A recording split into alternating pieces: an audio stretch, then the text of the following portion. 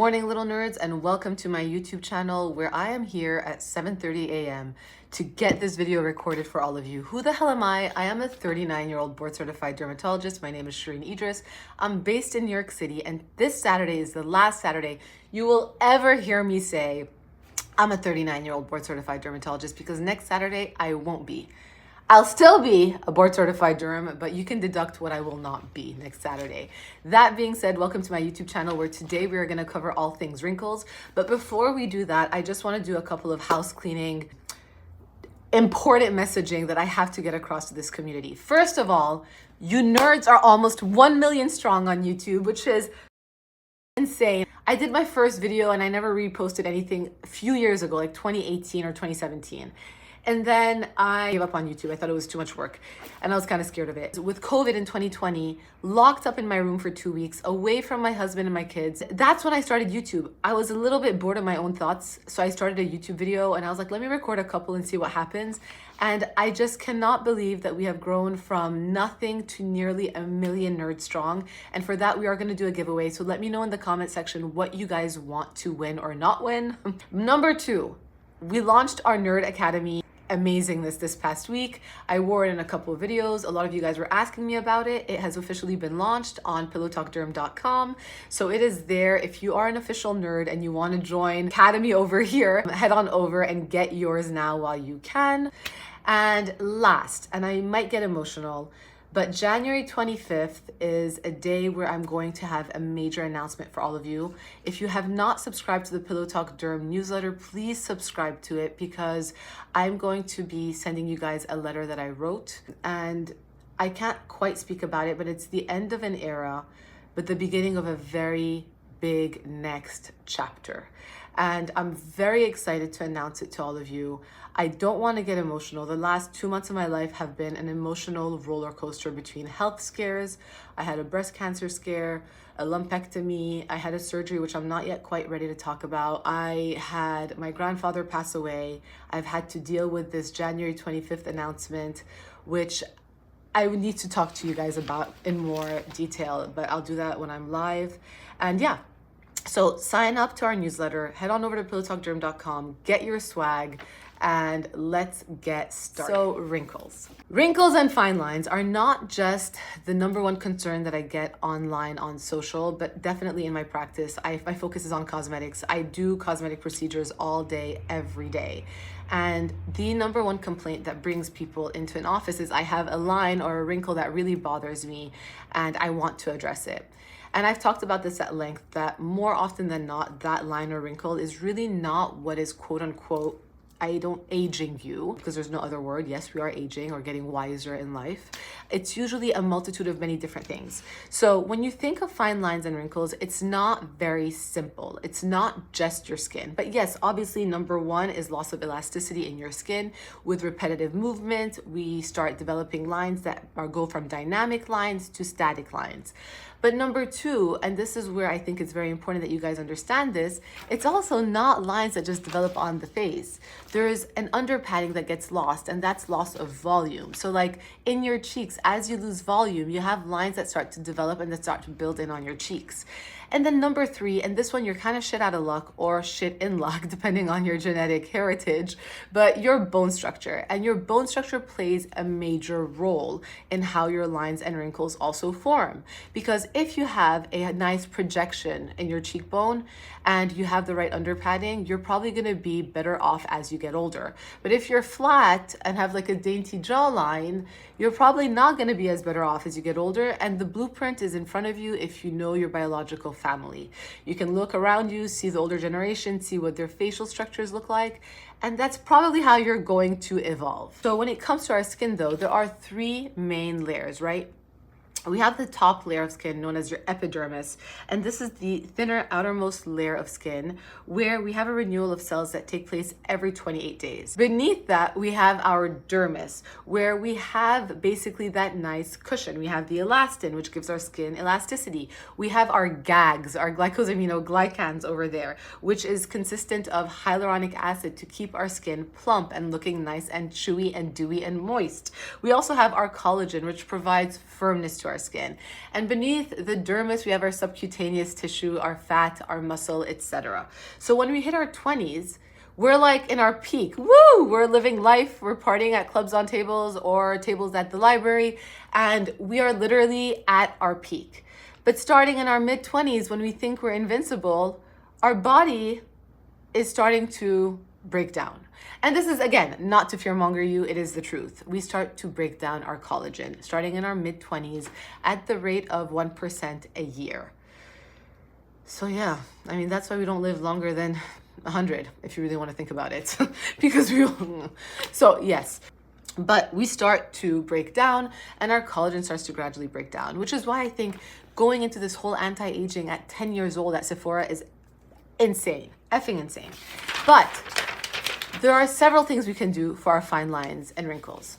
Number one, and I'm going to say this as a derm whose practice and bread and butter is treatments, don't be scared of the aging process. I think this is very important to really push in and really have that messaging sent through, because if you're so afraid of the aging process, you're going to be so stressed of developing fine lines and wrinkles. You're going to develop them faster. You're going to age faster. It's not going to be good for you. And aging is truly blessing.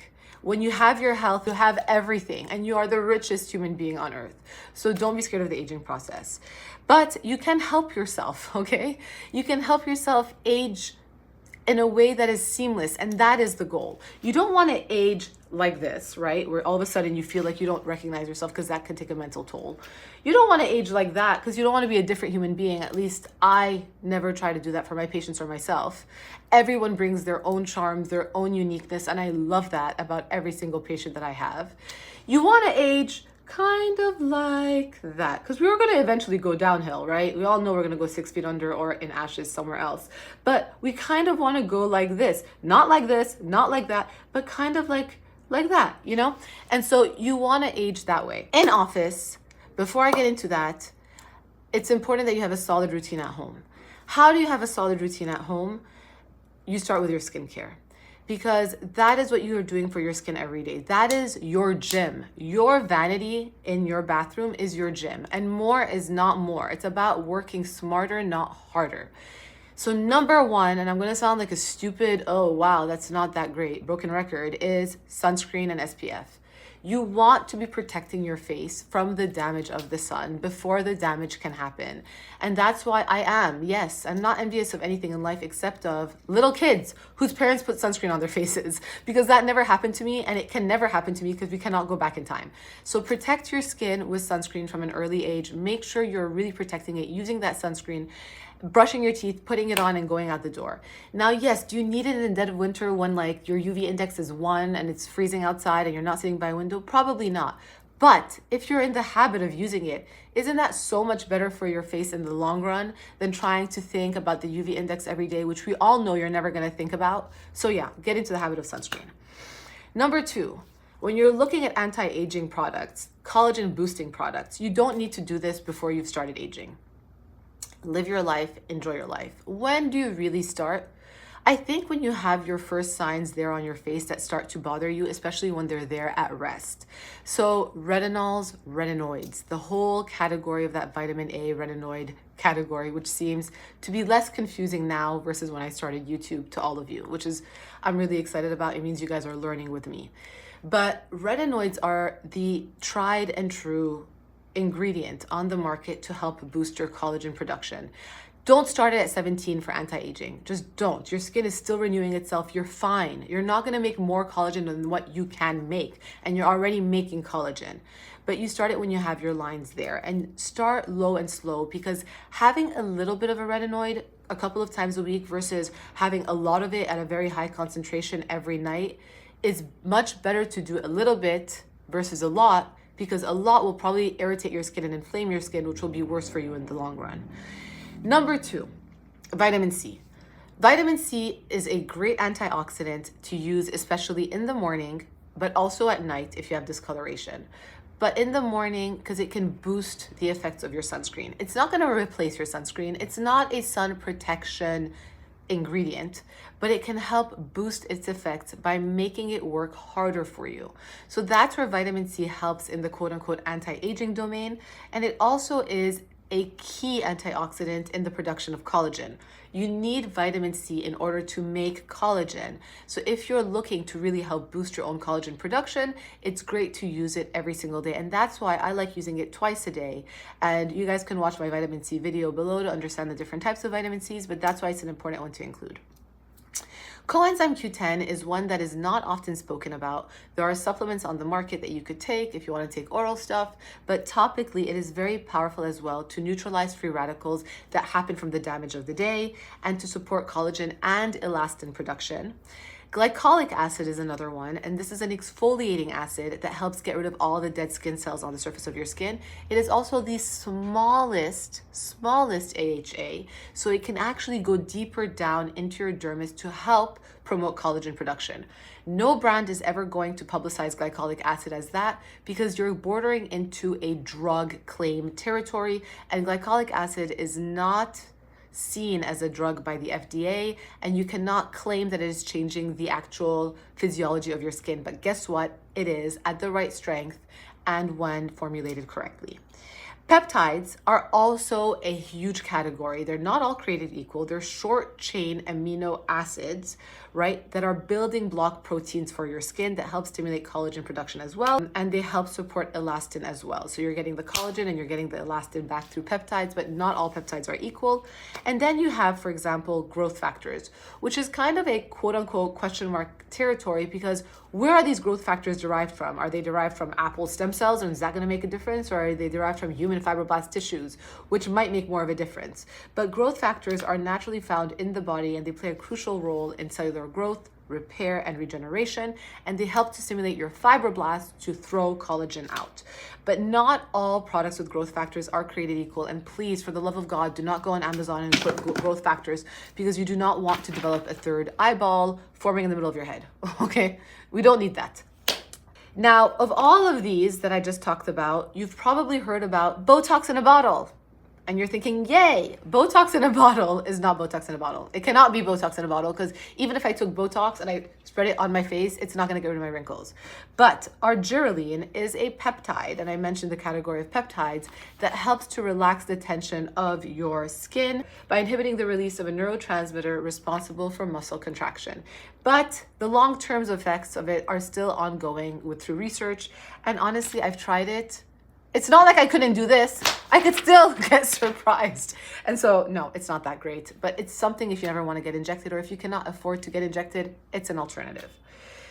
So those are skincare products and ingredients. Now you have what I kind of view as gimmicks. And I'm going to piss some people off. But it's my opinion, okay?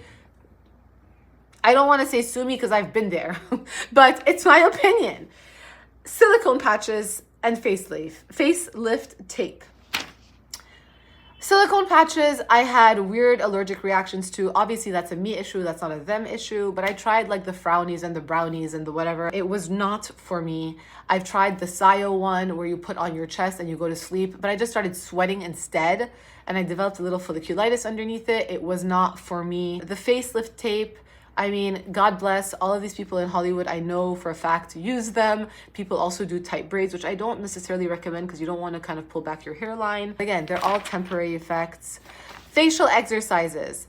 I'm gonna get attacked by a certain community, but we've been talking and emoting for years and our facial muscles are working for us. Before Botox existed, grinding, talking, I mean, I go like this all day, every day when I have a headache. They're not helping. They're not helping in the anti-aging domain. So I don't think there is value to facial exercises in replacing Botox. You might develop more lines. On the contrary, lymphatic massages can definitely be helpful. I am a huge fan of lymphatic massages when it comes to facial massaging because I think it's important to move the lymph around, especially if you just got Botox because your lymph is not moving around, but it's not going to have like crazy long-term benefits. It's going to give you more benefits in the now, if I'm being honest, because your body is going to help move that lymph on its own. And so if you're jowly, for example, and you're lymphatic massaging or you're gua shaing or you're face rolling or you're using the depuffer has a serum that helps basically minimize the look of redness and decrease the look of superficial inflammation.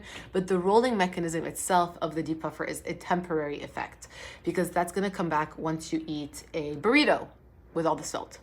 So that's that. And then straws. Can we talk about straws really quickly? Because on TikTok, people are like, don't drink out of a straw, you're going to develop flames around your mouth. I'm like, guys, drink out of a straw, but drink out of a straw from the side of your mouth. You don't need to be the, I mean, okay, it's a little phallic, okay? We don't need that. Now, devices. Devices are only as good as you're going to use them. I have a microcurrent device. I have a new face. I have a zip. I don't get the zip as much as I get the new face. I think the new face, in my opinion, works a little bit better than the zip. I don't know. There's no like gold standard research comparing the two back to back by an independent third party. It would be interesting if somebody did take the time to do that and do biopsies of the skin to look at the skin underneath to see if there's actually a difference. But they're microcurrent devices that release ATP from your skin cells to allow your skin to really regenerate and tighten and contract over time and to help with collagen production. Again, only as good as you're going to use them. And I tell patients, listen, if you never want to get a facelift and you are really gung-ho about making a difference for yourself, buy one, but make sure you use it, and you have to use it every day for like at least 20 minutes all over your face while watching a TV show. And if you have that in you, go ahead. It can make a difference, but once you stop, you're probably going to go become Cinderella again, scrubbing floors, okay? And then you have LED therapy, red light therapy, which has anti-aging benefits, collagen boosting properties. But the problem with LED therapy is that you're not comparing apples to apples. Each device is so different. Between the number of light bulbs, between the energy and the power put out, you really aren't comparing apples to apples. When they're cheap, i.e. $200, I question it. And I know that sounds crazy because $200 is not cheap, but LED lights are very expensive to actually make correctly. And when you have the right number of bulbs, you're talking about more than $200, usually up to like $1,000 to plus, to really get the right effect. And you have to do it again every single day in order to really see a difference. And then you have low level laser therapy, LLT, which I'm basically talking about the lyma, which is like $4,000, which I'm also questioning because a laser is usually a single beam of light, but that laser light supposedly is diffused and refracted, and it's so low level that it doesn't generate heat, which is in their words, all hell on earth, because heat generates inflammation, which is going to cause a breakdown of tissue. I have one. Very honestly, I've been trying it since November. Do I see that big of a difference? No, I don't. So that is that, but I'm gonna keep trying it because I have it, but I don't do it every day, so I'm not consistent. And then last, you have Botox in office. And Botox is an art. You have to learn your face. You have to find an injector, a provider, a dermatologist who knows your muscular structures and your face, who understands not just the way your eyes and your muscles move, but who also understands your face as a whole. Because if you're very hooded, you can't Botox your full forehead. You will become like this and you'll hate life. And if you have a nice gap and a nice real estate in your eyes, Botox can be helpful, but again, you have to know where to go. And last, you don't want to Botox all around your face because you don't want to end up looking like this, where all of a sudden you're smiling, right? This is like a normal, I'm not Botox right now. And all of a sudden your smile is like this and you're like, hi, and your eye looks shorter. So Botox is an art. And there is a learning curve with every single face because every face is not created equal. But Botox is obviously something I love. I don't love being Botoxed all the time, again, because I think movement should come back. I think the ethos of your face should be there. And I think lymphatic fluid should be moving around your face. So as you are in your 40s, I like your movement to come back. And usually Botox lasts on average 12-ish, 14 weeks. So I don't do it before 5 months. And I really let that movement come back so that your face is your face. And with that being said, I hope you guys enjoyed this informal video. I do apologize for the long introduction. There were a lot of important upcoming announcements that I did want to share with you guys, and I want to make sure you guys are aware of. And again, any questions you have, let me know below. Once we hit the 1 million, what are we doing? Are we doing something crazy? A trip? Are we doing a treatment? Are we doing I don't know what? But let me know below. And as always, thank you so much for being a nerd, for being so supportive, and I hope you guys have a beautiful Saturday. I'll see you guys next week when I will be a board certified dermatologist.